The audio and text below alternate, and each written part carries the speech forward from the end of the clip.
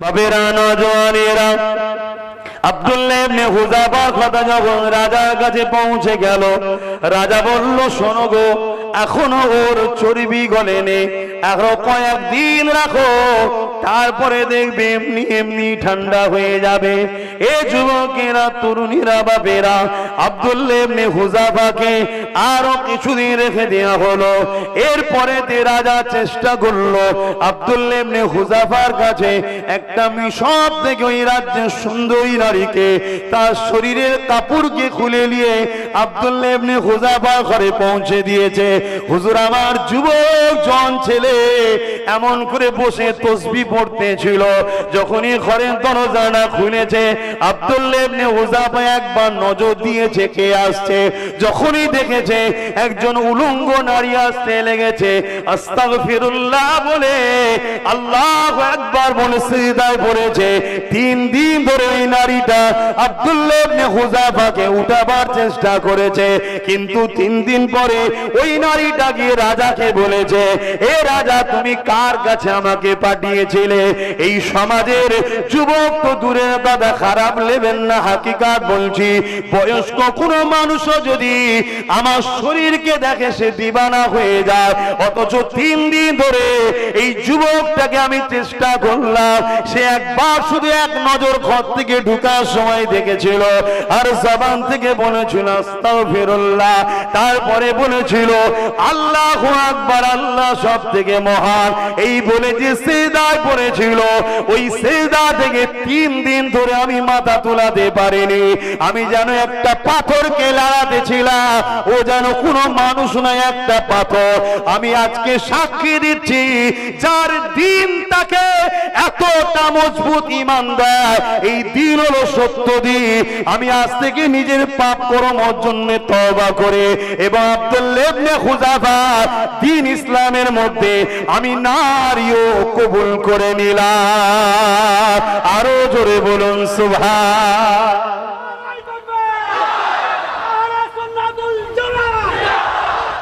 হযরতে বেলালকে যখন গরম বালির উপরে শুইয়ে দিয়ে বলেছিল, এ বেলাল, আল্লাহকে ছেড়ে দে, রসুলকে ছেড়ে দে, তোকে আমি আজাদ করে দেবো, তোকে অনেক অর্থ দেবো, সম্মান দেবো, পদ দেবো।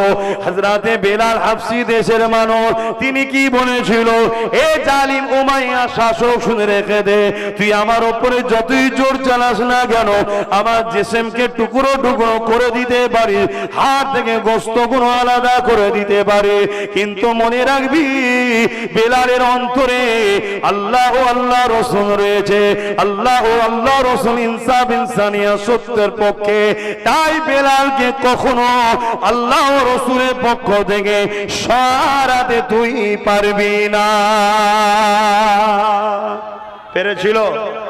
পেরেছিল। আজকে আমাদের দশা কোথায়? মুহাম্মদ রাসূলের গোলামকে কিচ্ছু করতে পারবে না। কি ভুল বললাম? এই জোরে বলেন। হ্যাঁ, আব্দুল্লাহ ইবনে হুযাফা, হুজুরের নাম শোনেন না? আমার নবীর এক সাহাবী ছিলেন। এক খ্রিস্টান শাসক ধরে নিয়ে গেছে।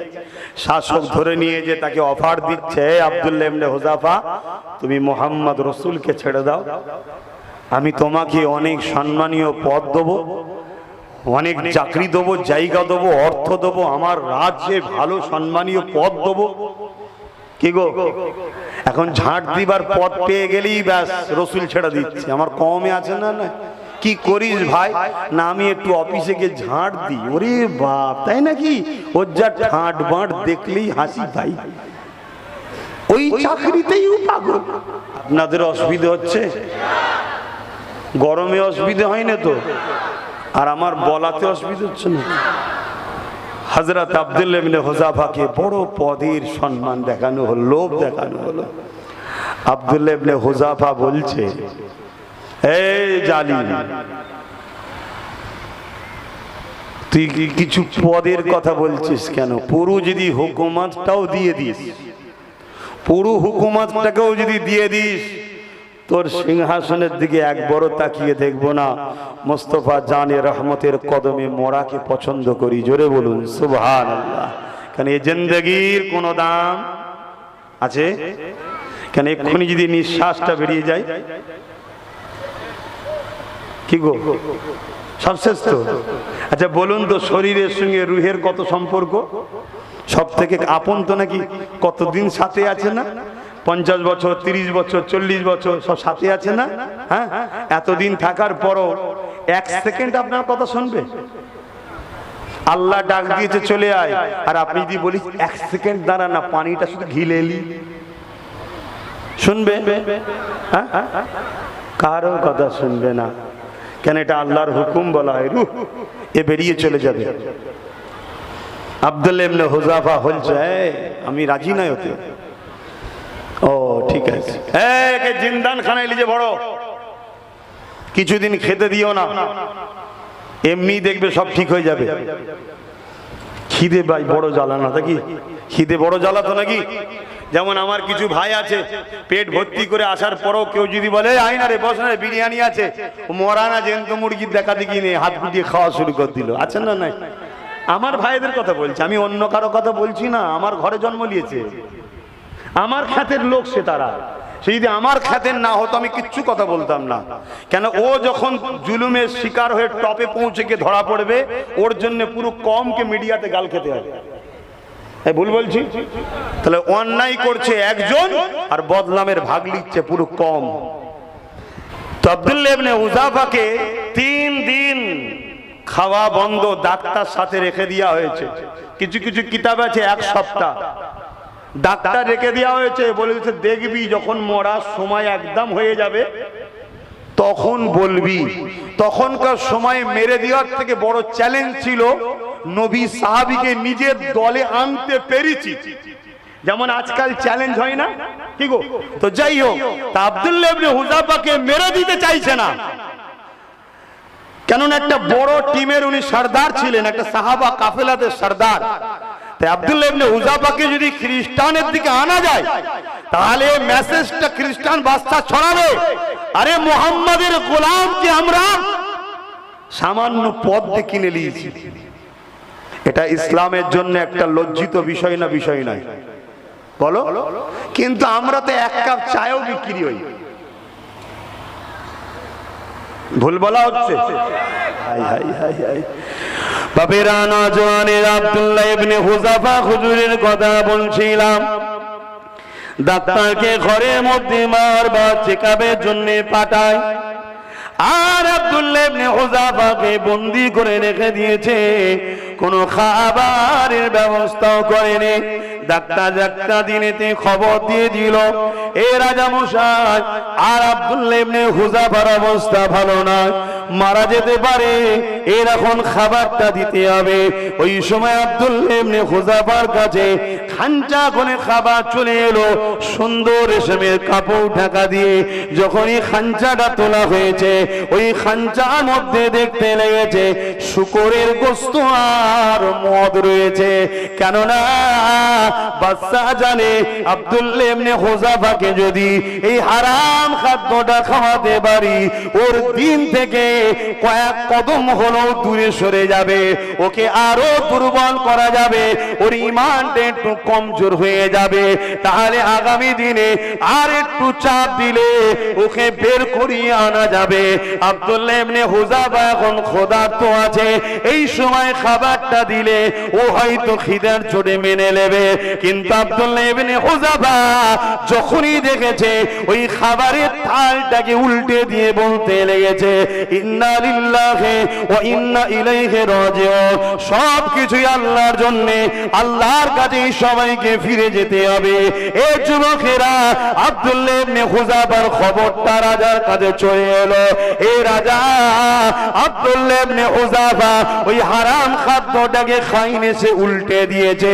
সে বলতে লেগেছে, আমি আল্লাহটাকে সারা দিয়ে চলে যাওয়া পছন্দ করি, এই হারামের 1 লুকমা খাবারকে পছন্দ করি না।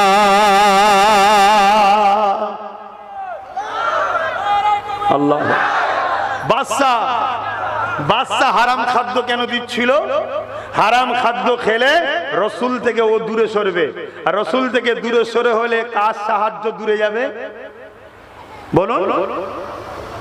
আল্লাহ সাহায্য দূরে সরে যাবে।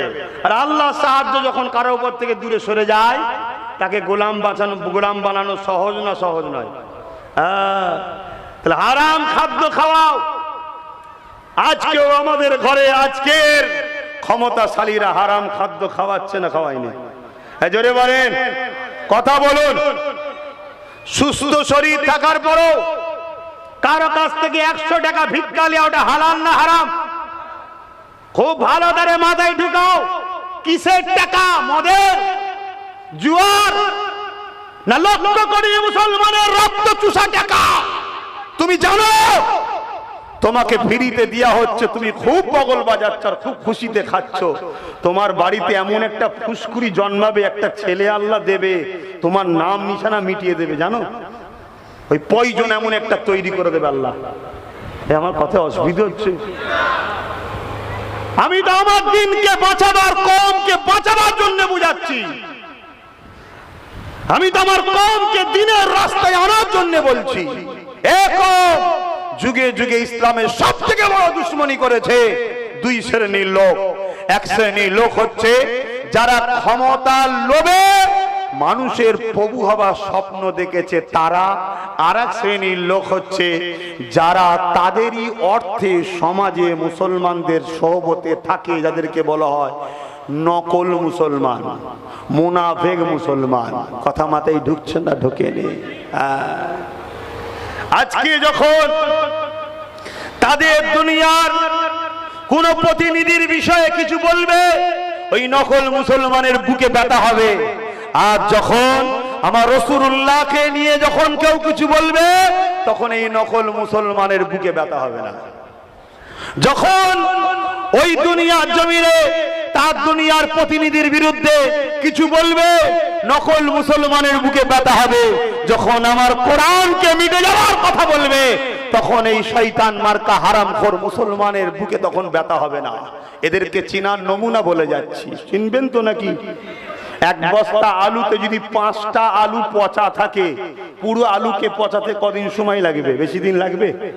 জোরে বলুন। কিন্তু বাকি আলুগুলোকে বাঁচানো যাবে না? যাবে না, যদি 5টাকে বস্তা থেকে বার করে দেয়। অতএব আপনারা সংগঠিত হন, ঐক্যবদ্ধ হন। যারা এই সমাজে ইসলামের দুশমনদের দালালি করে, তাদের ঘরে সমাজ থেকে বয়কট করুন। তাদের কোনো ডাকে সাড়া দেবেন না। হয়তো 5 বছর কষ্ট হবে, কিন্তু মনে রাখবেন একদিন আল্লাহ আপনাদের হাতে দুনিয়ারও পাওয়ার দেবে, আখিরাতের শান্তিও ফিরিয়ে দেবে। জোরে বলুন সুবহানাল্লাহ। সংগঠিত হন, গ্রামে ঐক্যবদ্ধ হন, নিজেরা এক হয়ে যান।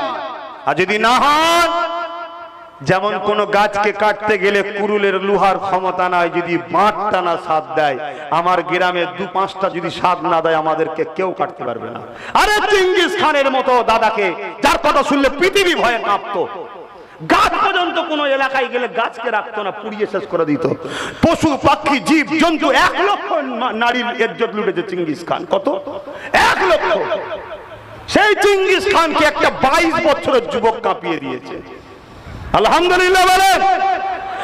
বাবেরা, নওজওয়ানেরা, আব্দুল্লাহ ইবনে হুযাফার কথা যখন রাজার কাছে পৌঁছে গেল, রাজা বলল, শোনো গো, এখনো ওর চর্বি গলেনি, আরো কয়েকদিন রাখো, তারপরে দেখবে এমনি এমনি ঠান্ডা হয়ে যাবে। এ যুবকেরা, তরুণীরা, বাবেরা, আব্দুল্লাহ ইবনে হুযাফাকে আরো কিছুদিন রেখে দেওয়া হলো। এরপরে রাজা চেষ্টা করলো আব্দুল্লাহ ইবনে হুযাফার কাছে একটা মিশর থেকে ওই রাজ্যের সুন্দরী নারীকে তার শরীরের কাপড়কে খুলে নিয়ে আব্দুল্লাহ ইবনে হুযাফার ঘরে পৌঁছে দিয়েছে। হুজুর, আমার যুবক জন ছেলে এমন করে বসে তাসবিহ পড়তেছিল, যখনই ঘরের দরজাটা খুলেছে, আব্দুল্লাহ ইবনে হুযাফা একবার নজর দিয়েছে কে আসছে। যখনই দেখেছে একজন উলঙ্গ নারী আসতে লেগেছে, আস্তাগফিরুল্লাহ বলে আল্লাহু আকবার বলে সিজদায় পড়েছে। 3 দিন ধরে ওই নারীটা আব্দুল্লাহ ইবনে হুযাফাকে উঠাবার চেষ্টা করেছে, কিন্তু 3 দিন পরে ওই নারীটা গিয়ে রাজাকে বলেছে, এ রাজা, তুমি কার কাছে আমাকে পাঠিয়েছিলে? এই সমাজের যুবক তো দূরের কথা, খারাপ নেবেন না, হাকিকাত বলছি। বয়স্ক কোনো মানুষও যদি আমার শরীরকে দেখে সে দিবানা হয়ে যায়। অথচ 3 দিন ধরে এই যুবকটাকে আমি চেষ্টা করলাম, সে একবার শুধু এক নজর ঘর থেকে ঢুকার সময় দেখেছিল, আর জবান থেকে বলেছিল আস্তাগফিরুল্লাহ, তারপরে বলেছিল আল্লাহু আকবার, আল্লাহ সব থেকে মহান। এই বলে যে সিজদায় পড়েছিল, ওই সিজদা থেকে 3 দিন ধরে আমি মাথা তোলাতে পারিনি। আমি যেন একটা পাথরকে লড়াতে ছিলাম, ও যেন কোনো মানুষ নয়, একটা পাথর। আমি আজকে সাক্ষী দিচ্ছি, যার দিন তাকে এতটা মজবুত ঈমান দেয়, এই দিন হলো সত্য দিন।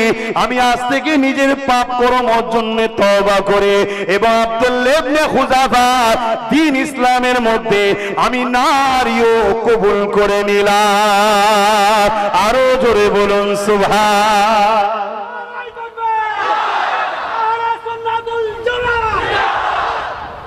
রাজা দেখছে তো উল্টো হচ্ছে রে বাবা, একে বেঈমান আমাদের দিকে আনতে চেয়েছিলাম, উল্টো দেখছি আমার গুণকে ওর দিকে লিচ্ছে তো আবার। উল্টো না, উল্টো না কি? তখন রাজা দেখলো এই তো খুব প্রেস্টিজের ব্যাপার। আরো অনেক বড় কথা, রাজার মধ্যে একটা ভয় আল্লাহ তৈরি করালেন। কি ভয়? অন্তরে ভয় কে দেয়? জোরে বলেন। যাদের অন্তরে আল্লাহর ভয় আছে, যাদের অন্তরে আল্লাহর ভয় আছে, দুনিয়ার জালিমের অন্তরে আল্লাহ তার ভয়কে ঢুকায়। জোরে বলুন সুবহানাল্লাহ। শুনছেন? ধরুন আপনারা কেউ আল্লাহকে ভয় করবেন, দুনিয়ার জালিমের অন্তরে আপনার ভয়টা আল্লাহ ঢুকিয়ে রাখবে। আর যার অন্তরে আল্লাহর ভয় নেই, দুনিয়ার সমস্ত জালিমের অন্তরে তার থেকে ভয় আল্লাহ তুলে নেয়, তোমার ভয় কেউ করবে না। কিছু শুনছেন তো? আমাদের অন্তর থেকে আল্লাহর ভয় উঠেছে না ওঠেনি? সত্য কথা বলুন, স্বীকার করুন। এজন্যই তো আজকে জালিমদের অন্তর থেকে আমাদের ভয় উঠে গেছে। কিন্তু আব্দুল্লাহ ইবনে হুযাফার অন্তরে আল্লাহর ভয় আছে, এই বাচ্চার মধ্যে একটা ভয় শুরু হয়ে গেল, আরে একে যদি আমি ক্ষতি করি মনে হয় আমার ক্ষতি হয়ে যেতে পারে রাজত্ব। শুনছেন না? এই ভয় অটোমেটিক তৈরি হলো। কিন্তু রাজাও তো পেস্টিজে পড়ে গেছে, আরে আমি যদি একে ছেড়ে দিই, আরে মান সম্মান ডুবে যাবে না? কিছু তো একটা করতে হবে, কিছু তো একটা করতে হবে। লাস্ট আব্দুল্লাহ ইবনে হুযাফাকে ডেকে রাজা বলছে, এ আব্দুল্লাহ হুযাফা, আরে তোদের রাসূল কি শিখায়? এত ভাবে তোকে জুলুম করা হচ্ছে, তুই তাও ছাড়ছিস না? আমি একটা রাজা, আমার একটা প্রেস্টিজ আছে না? নাই, তুই একটু কম্প্রোমাইজ কর, কম্প্রোমাইজ কর। এত লোক আমায় মানে, এই ভালতারা শুনবেন, আজও এরকম ঘটছে, আজও ঘটছে। অনেক সময় আমরাও দেখেছি ছোটখাটো নেতা কাউকে গিলার পরে ছুঁচো গিলা টাইপের হয়ে যায়, এ কেন ধরতে গেলাম, এ কেন ধরতে গেলাম, হয় না? হয় না? হ্যাঁ। আর এমনি এমনি ছেড়ে দিতে গেলেও প্রেস্টিজে লাগছে, সেও তো একটা ব্যাপার। আর যতদিন রাখছে তত ধস হচ্ছে, ধস বোঝেন না? তত ধস হচ্ছে, চারিদিকে ছড়াচ্ছে। আল্লাহ নবী সাহাবাদেরকে বারবার বলেন, আমার সাহাবারা ময়দানে মাশরের জন্য বেশি বেশি করে চিন্তা করো। আল্লাহ কোরআনেও বলে, ওয়াল তানজুরু নাফসুম মা কদ্দামাত লিগাদ, প্রতিটা নফসের উচিত পরকাল নিয়ে ভাবা, কেননা পরকালটা এত কঠিন জায়গা হবে। তাই নবী আমার বললেন, বাবা সাহাবারা ময়দানে মাশরটা কেমন দিন হবে। আল্লাহ নবী সাহাবাদেরকে বলেন, ময়দানে মাশরে এমন বাপ পাওয়া যাবে, নিজের ছেলেকে জমিনে শুইয়ে দিয়ে ওই ছেলের বুকের উপরে পা দিয়ে দাঁড়িয়ে যাবে। ময়দানে মাশরে এমন বা ছেলে পাওয়া যাবে, নিজের জনম দুঃখী জনমদাতা বাপকে জমিনে শুইয়ে দিয়ে তার বুকের উপরে পা দিয়ে দাঁড়িয়ে যাবে। সাহাবা হুজুররা শুনে কাঁদে আর বলেন, ইয়া রাসূলুল্লাহ, হাবিবাল্লাহ, এই রকমটা কেন হবে? আল্লাহ নবী বলেন, এই জমিনটা যেমন লোহা আগুনে দিলে পুড়ে লাল হয়ে যায়, ওই সূর্যের তাপে জমিনটা পুড়ে পুড়ে লাল হয়ে যাবে, ওই জমিনের উপরে দাঁড়াতে পারবে না। যার যার উপরে জোর চলবে, ওই জমিনে শুইয়ে দিয়ে তার বুকের উপরে পা দিয়ে দাঁড়িয়ে যাবে। শুনছেন তো? মাইক আওয়াজে বুঝতে পারছেন? হ্যাঁ, দুনিয়ার কারো ভয় চমকানি দেখে তুমি ঘাবড়ে যাচ্ছ, ওই দিন কি হবে? ওই দিন কি হবে?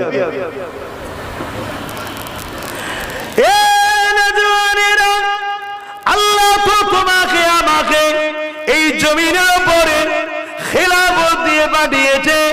এই জমিনের উপরে তুমি আমি প্রতিনিধিত্ব করতে এসেছি। তাই তো আল্লাহ বলেছে কুনতুম খায়রা উম্মাতি, তোমরা হলে শ্রেষ্ঠ উম্মাহ। তোমাদের জন্য দুটো কাজ রয়েছে।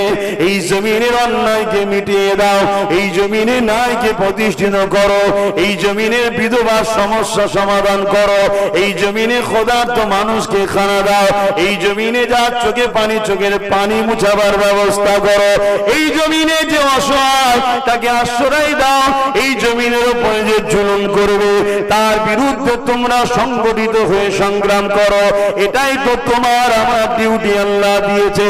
এ যুবকেরা, তরুণেরা, বাপেরা, নামাজ তো অবশ্যই পড়তে হবে, ওটা ব্যক্তি জীবনের ডিউটি। রোজা অবশ্যই রাখতে হবে, ওটা ব্যক্তি জীবনের ডিউটি। মালদারকে হজ করতে হবে, ওটা অর্থনীতির ডিউটি। এ যুবকেরা, সমাজের জন্য যেটা করতে হবে সেটা হলো এই সমাজে তোমাদেরকে আল্লাহ প্রতিনিধিত্ব করে পাঠিয়েছে। তোমাদের কাজ এই সমাজে প্রত্যেকটা অসহায় গরিব আল্লাহর সৃষ্টির পাশে দাঁড়িয়ে তাদের সমস্যাকে সমাধান করতে হবে। এই জমিনের মানুষগুলোর মুখে হাসি ফুটাতে হবে। যদি তুমি দুনিয়া জমিনে আল্লাহর সৃষ্টিকে হাসাও, দুনিয়া জমিনে আল্লাহর সৃষ্টিকে খুশি করো, দুনিয়া জমিনে আল্লাহর বিপদে পড়া সৃষ্টি গুণের পাশে দাঁড়িয়ে আজাদ করতে পারো, মনে রেখে দেবে ময়দানে মাশরের এই কঠিন বিপদের দিনে আমার আল্লাহ তোমাকেও তার রহমত দ্বারা সেদিন বিপদ থেকে মুক্ত করে আরশে আজিমের ছায়া দেবে। 7 শ্রেণীর মানুষ ছায়া পাবে। তার মধ্যে প্রথম নম্বর কে বলবেন? তো বলেন, বলবেন না? রাগ হয়েছে কি? আব্বারা রাগ করলেন নাকি? তাহলে বলুন প্রথম নম্বর কি? জানেন না? আমি বলবো প্রথম নম্বর হলো যারা সমাজের বুকে ন্যায় পরায়ণ শাসক হবে। তারা কারা? ন্যায় পরায়ণ শাসক। তাহলে ন্যায় পরায়ণ শাসকের ইসলামে গুরুত্ব কত বুঝতে পারছেন? ওরকম কঠিন দিনে আল্লাহ তাকে আরশে ছায়া দেবে। বলুন সুবহানাল্লাহ। তাহলে আমার ঘরের ছেলেগুলো ন্যায় পরায়ণ শাসক কাকে বলে এটাও শেখানো দরকার আছে না? না, এটা শিখাবে কে?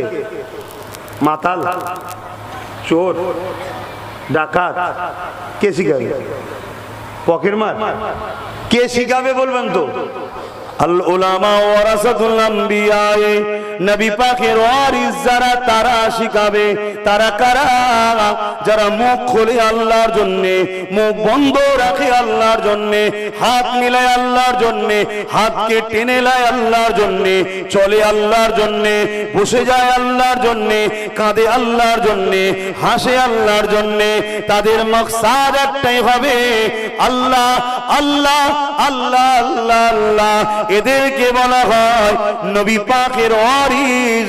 এরাই হলো আল্লাহ পাকের নবীর ইলমের প্রতিনিধিত্ব করবে। এরাই তো সমাজের বুকে সবার জন্য আল্লাহ পাকের পক্ষ থেকে রহমত হয়ে এসেছে। এ তো দয়া করে আল্লাহদেরকে পাঠিয়েছে। আজকে তাদের কথা বলার সুযোগ আছে? কথা বলে? আপনার গ্রামের ইমামের কথা বলার সুযোগ আছে? তো যেখানে যারা কথা বলার সুযোগ তারা যদি চুপ হয়ে যায় তো সমাজ ধ্বংস হবে না? হবে না? ধ্বংস হচ্ছে। কোন এমন বাড়ি আছে বলুন তো যে বাড়িতে শান্তি আছে? কোন এমন বাড়ি আছে বলুন তো যে বাড়িতে ওষুধ নেই বা রোগ নেই? বাড়িগুলো তো ওষুধের দোকান হয়ে গেছে। কেন? এই যে যার কথা বলা দরকার তাকে চুপ করিয়ে দিয়েছ, যার শোনা দরকার সে বলছে। এখন আল্লাহ নবী তো তাই বললেন, আখেরি জামানায় যত চোর, বদমাই, গুন্ডা, সমাজ বিরোধী, চরিত্রহীন, রেপিস, তারা সমাজের প্রতিনিধিত্ব করবে। রাসূলুল্লাহ ১৫০০ বছর আগে বলে গেছে। বলেছে না বলেনি? এই কথাটা আলেম ইমামদের ক্ষমতা আছে মসজিদের মেম্বারে দাঁড়িয়ে বলার? কেন ভাই, অসুবিধা কিসের? এ তো রাসূলুল্লাহর কথা। এ দেশ তো সবাইকে ধর্মীয় অধিকার দিয়েছে। এদেশ তো কারো বাবা কালী সম্পদ নয়। এদেশ তো সবার সমান অধিকার আছে। তাহলে ইমাম মসজিদে দাঁড়িয়ে তার কওমকে বলতে পারছে না কেন? কেন যে 5 দিন 6 দিন 7 দিন কোনো ওয়াক্তে না পাওয়া গেলেও জুম্মার দিন একটু আসে, দেখা যাবে সমাজের বুকে এমনও আমার মসজিদে ঢুকে বসে আছে, রাসূলুল্লাহর হাদিসে সেই বদমাইশটা ধরা পড়ে যাবে। এ আছে না? নাই? তখনও বলবো, মৌলী সাহেব তোমার বড্ড তেল হয়েছে না, তুমি আমায় বলছো? আরে ওর নাম ধরে বলেছে। হজ করবো না, ছেড়ে দেবো, অসুবিধা নেই তো আপনাদের? আপনাদের কথা বলছে, আমার অসুবিধা নেই। কানার কি বার রাত কি বা দিন, কি বুঝাচ্ছে না? নাই, আমাদের কোনো সমস্যা নেই। দুনিয়া বন্দুকের নলে গুলি দেখে, আমরা বন্দুকের নলে আল্লাহর নবীর দিদার পাওয়ার রাস্তা দেখতে পাই। জোরে বলুন সুবহানাল্লাহ। কারণ মরার পরেই কবরে যাবে, কবরে রাসূলুল্লাহ হাজির হয়। জোরে বলুন সুবহানাল্লাহ। দুনিয়া কামানের সামনে মৃত্যু ডাকে, আমরা কামানের সামনে আল্লাহ জান্নাতের খুশবু পাই। জোরে বলুন সুবহানাল্লাহ। তাই তো ব্রিটিশকে কেউ তাড়াতে পারেনি। যখন আব্দুল আজিজ মুহাদ্দিস দেহলভী বলেছিল, এ উলামারা, ব্রিটিশের বিরুদ্ধে লড়াই করা ফরজ, ব্রিটিশের পা কাঁপছে, পালা। অরিজিনাল বাপ এবার লেগেছে। কথা বুঝে আসছে না? হ্যাঁ, ইতিহাস পড়ো। আব্দুল আজিজ মুহাদ্দিস দেহলভীকে ফুরফুরাওয়ালাদেরও বাপ, তবলিগওয়ালাদেরও বাপ, দেওবন্দিওয়ালাদেরও বাপ। এক কথায় ভারতবর্ষে যারা হাদিস পেয়েছো সবার বাপ আব্দুল আজিজ মুহাদ্দিস দেহলভী রহমাতুল্লাহ আলাইহি। আমাদের সবার মুরব্বী তিনি। আমাদের মধ্যে এখন সব ফিকশন হয়েছে, ছোটখাটো জিনিস, ওপরে সব মিলে মিশেই আছে। যাই হোক, আল্লাহ আমাদের মধ্যে মিল মহব্বত দিক। বলুন আল্লাহুম্মা আমিন। আর না হয় কম্বলের তুলো বাঁচতে বাঁচতে কম্বলই শেষ হয়ে যাবে, যা অবস্থা। বুঝে আসছে তো, বুঝার হয় বুঝুন, না বুঝলে আর কি করতে পারি। তো উনি যখন ফতোয়া দিলেন, চলো ওদের বিরুদ্ধে লড়াই করা ফরজ হয়ে গেছে, নিজের মাতৃভূমি থেকে ওদেরকে তাড়িয়ে আজাদ করতে হয় মাতৃভূমিকে, তখন বুঝলেন আর থাকা যাবে না। কেন? মুসলমান যেটা করে কারো থেকে মাইনে লিবার জন্য করে না। মুসলমান যখন কিছু করে আল্লাহকে খুশি করার জন্য করে। জোরে বলুন সুবহানাল্লাহ। আর আল্লাহকে খুশি করার জন্য যখন কিছু করে তখন কেমন হয় জানেন? হ্যাঁ, বাপেরা, নওজোয়ান তরুণেরা, এ নবী পাকের প্রেমিকেরা, আল্লাহ নবী যখন বদরের জমিনে ডাক দিলেন, চলো বাবা বদরের জমিনে যেতে হবে। কি জন্য যেতে হবে জিজ্ঞাসাও করে না। নবী পাক তাদেরকে বলতে লেগেছে, মক্কার জমিনের শাসক আবু জেহেল, উতবা, সাইবা, আবু লাহাব, এদের নেতৃত্বে 1000 সৈন্য আসছে, বদর নামক স্থানে চলে এসেছে। তারা মদিনার উপরে হামলা করবে, মদিনার মা বেটিদের উপরে জুলুম হবে, মদিনার মানুষদিগকে হত্যা করবে, মদিনার শান্ত পরিবেশকে অশান্ত করবে। এ বাবা সাহাবারা, আমি রাসূলুল্লাহকে তোমরা যদি মানো, বাবা তোমরা সবই ঈমান এনেছো, চলো বাবা মদিনার বর্ডারে যেতে হবে, বদর নামক স্থানে যেতে হবে। নিজের বাচ্চাদের জন্য, পরিবারের জন্য, মদিনার জন্য, আল্লাহ রাসূলকে খুশি করার জন্য বাবা ন্যায়ের পক্ষে দাঁড়িয়ে অন্যায় সন্ত্রাসদের বিরুদ্ধে সংগ্রাম করতে হবে। সাহাবা হুজুরদের মধ্যে থেকে মাত্র 313 জন দাঁড়িয়ে গেল, যাদের হাতে তরোয়ার নয়, ঢালও নয়, তীরও নয়, বল্লম নয়। আর সাহাবাদের সংখ্যা 313 জন, ওদের সংখ্যা 1000-এর উপরে। ওদের হাতে তরোয়ার আছে, ঢাল আছে, বল্লম আছে, যুদ্ধের লোহার ড্রেস রয়েছে। আর সাহাবাদের হাতে খাজুরের ডাল, খালি পায়ে গরম বালির উপরে পরনা ছিঁড়া পাড়া কাপড় রয়েছে। রয়েছে। একবার সাহাবারা জিজ্ঞাসা করেন, ইয়া রাসূলুল্লাহ হাবিবাল্লাহ, ওদের হাতে তো তরোয়াল রয়েছে, ওদের সংখ্যা 1000-এর উপরে, আমাদের হাতে খাজুরের ডাল, আমাদের সংখ্যা 313 জন, ইয়া রাসূলুল্লাহ ওদের মোকাবেলায় কি করে পারবো? আমার পরিবার আছে, আমার বাচ্চা আছে, আমার সংসার রয়েছে, আমার জমি জায়গা কারবার ব্যবসা রয়েছে, ইয়া রাসূলুল্লাহ কি করে পারবো? এটা একবারও বলেনি। যেখানে নাই সন্ন্যায়ের ব্যাপার চলে এসেছে, নায়ের পক্ষে দাঁড়ানোটা হলো আল্লাহর হুকুম। যিনি তোমাকে সৃষ্টি করেছে, এটা তোমার পক্ষ থেকে একটা পরীক্ষা হতে পারে। তাই সাহাবারা একবারও প্রশ্ন করেনি। আজ আমি আপনাদেরকে যখন বলবো, বাবারা তোমরা সংগঠিত হও, নিজের বাচ্চার ভবিষ্যতের জন্য, মা বোনেদের ইজ্জতকে বাঁচাবার জন্য, নাই আগামী দিন প্যালেস্টাইনের মতো তোমার চোখের সামনে তোমার বেটির ইজ্জতকে লণ্ঠন করবে, তুমি কিছুই করতে পারবে না। তখন তুমি আমি বলবে, হুজুর আমরা তো গুটি কত কি করব? বলো না, বলো না, বলে না, বলে না। এই কথাটা আজকে বেরোচ্ছে কেন? কেন বেরোচ্ছে বলুন? আমাদের ঈমান দুর্বল, আমাদের ঈমান দুর্বল। আমাদের ভরসা আল্লাহর উপরে নাই, আমাদের ভরসা সংখ্যার উপরে। আমাদের ভরসা আল্লাহর উপরে নাই, আমাদের ভরসা অর্থের উপরে। আমাদের ভরসা আল্লাহর উপরে নয়, আমাদের ভরসা চোখের দেখা। আরে হতভাগা আকবর মুগলে আজম ছিল ভারতবর্ষে। শোনো, এই দেশে হতভাগা আকবরের নাম শোনেন না? আরে হ্যাঁ কি না বলবো, যা ঘুমিয়ে বললো নাকি?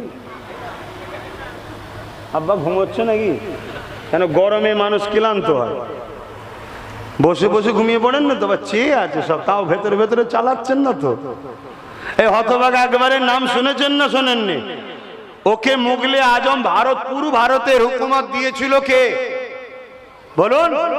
আল্লাহ দিয়েছে। কিন্তু শয়তান আল্লাহ দিয়া পাওয়ার নিয়ে দিনে এলাহি বার করে ইসলামের বিরোধী, কোরআনের বিরোধী কিতাব বার করেছিল না করেনি? হ্যাঁ, মোজাদ্দেদ আলপে সানি আকবরের বিরুদ্ধে সংগ্রাম শুরু করলো। আকবরের বিরুদ্ধে বলতে লাগলো, এ আকবর ইসলামের বিরোধী, এ আকবর কোরআনের বিরোধী, এ আকবর কোরআনকে মিটাবার কথা বলে, অতএব এর বিরুদ্ধে সংগ্রাম করো। মোজাদ্দেদ আলপে সানি যখন এ কথা বলেছিল, মোজাদ্দেদ আলপে সানির পাশে গুটি কতক লোক ছিল, আকবরের পাশে কিন্তু সবাই ছিল। বড় বড় মুফতি, মাওলানা, আলেম ওলামা, পীর সাহেব, পীরজাদা। কেন? আকবরের দিকে মিলিটারি, আকবরের দিকে ফোর্স, আকবরের দিকে পুরো দেশের ক্ষমতা, তাই আকবরের দিকে সবাই দাঁড়িয়েছিল। মোজাদ্দেদ আলপে সানির দিকে গুটি কত লোক ছিল। মোজাদ্দেদ আলপে সানি বিশাল এক ময়দানে হাজির হয়েছে। সংগ্রাম হবে, লড়াই হবে, হক না হকের লড়াই হবে। গিয়ে দেখছে লাখো লোক হতভাগা আকবরের দিকে, বড় বড় নামদারি মুফতি, মৌলানা, বড় বড় নামদারি পীর সাহেব, সব পাগড়ি টাগড়ি বেঁধে শয়তান সব আকবরের দিকে বসে আছে। এক কথা শুনছেন না শোনেন নে? হ্যাঁ শোনেন, যুগে যুগের কথা, ইতিহাস শুনতে হবে একটু। যুগে যুগে কি হয়েছে দেখো না। আমার ঘরের ছেলে বোকা বানাচ্ছে, তুমি বুঝতেই পারছো না।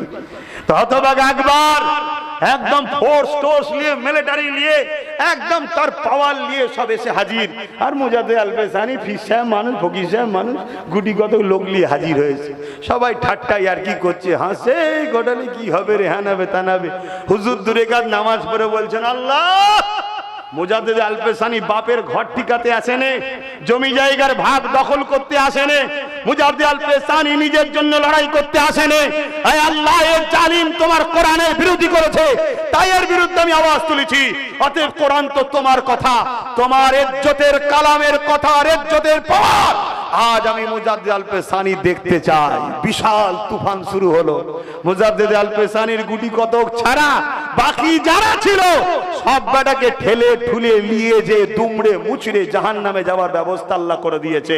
আর মোজাদ্দেদ আলপে সানির গুণকে আল্লাহ তার রহমতের চাদর দিয়ে ঘিরে রেখেছে। জোরে বলুন সুবহানাল্লাহ, আরো জোরে বলুন।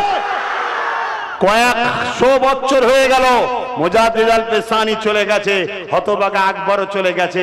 আকবরের দরবারে কেউ যায় না, যায় তার বাড়ি কোথা, তার ছেলে কটা, তার কবর কোথা কেউ দেখতে যায়? কিন্তু মুজাদ্দিদ আল বেসানির দরবারে আজও কোটি কোটি কোটি লোক যাচ্ছে। জোরে বলুন সুবহানাল্লাহ। তাই একটা প্রবাদ বাক্য আছে, সব জায়গায় বুড়ো হওয়া যায়, মোস্তফার গোলামদা কখনো বুড়ো হয় না। জোরে বলুন সুবহানাল্লাহ। তাই ফুরফুরাই যতদিন মেজে হুজুর বেঁচে ছিল, আব্বাস হুজুর জন হতে পারে, মেজে হুজুরের লাইনটা আমার থেকে বড় ছিল মুসাফা করার।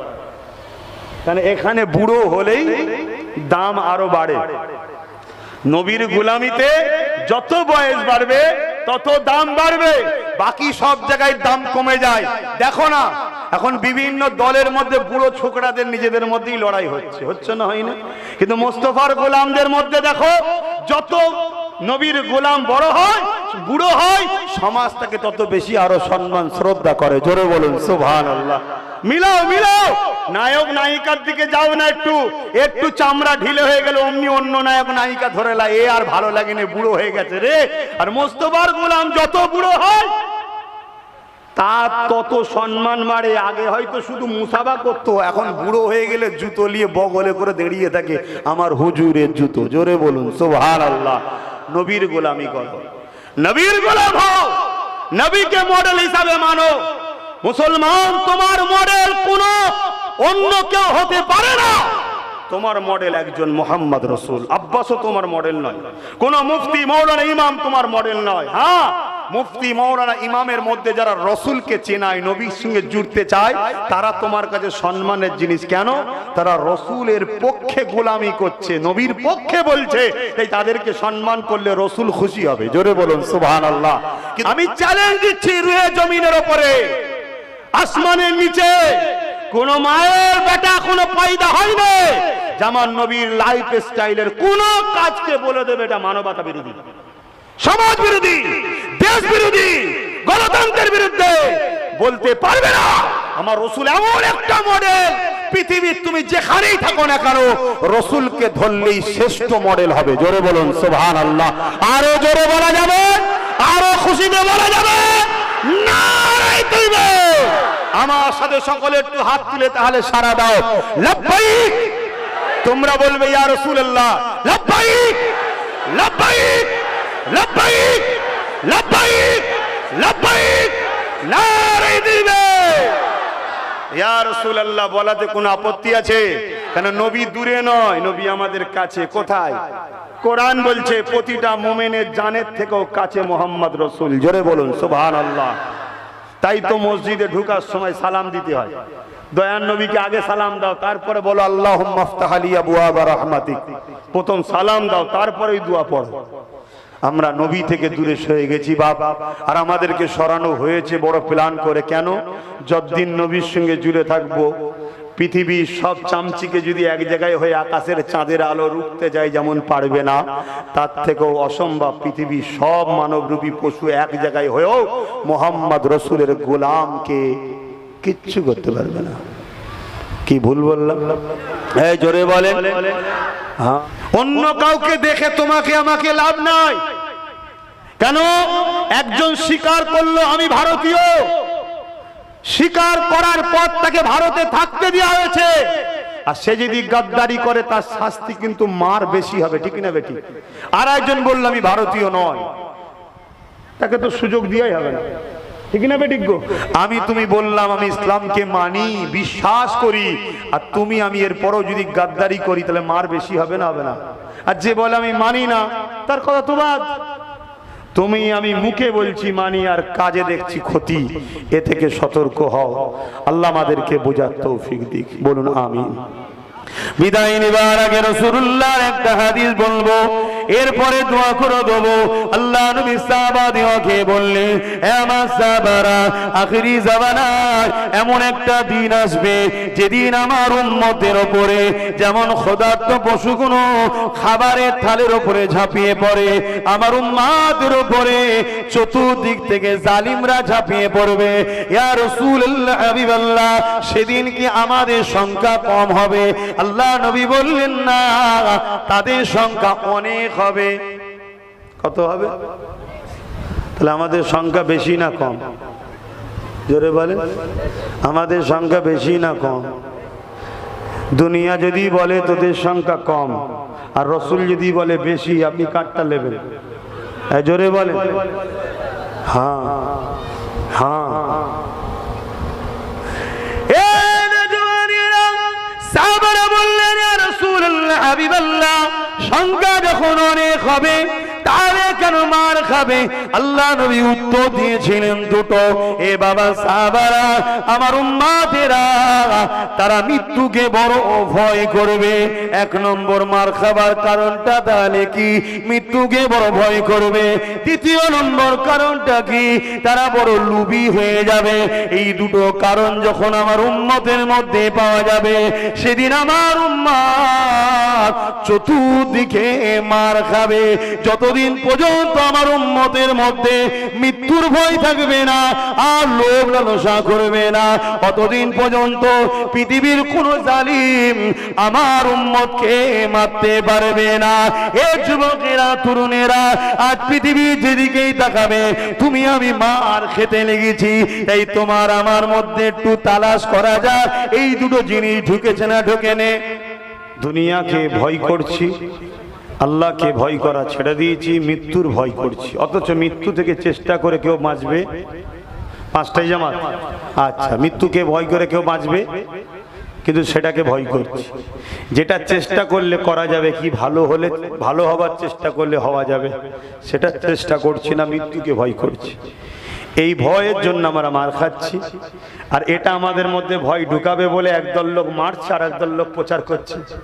সোশ্যাল মিডিয়ায় দেখেন না, কেউ টেনে লিজে ট্রেনের ভেতরে মারতে মারতে মেরে ফেলছে, কেউ ট্রেন থেকে ফেলে মেরে দিচ্ছে, কেউ দাঁড়িয়ে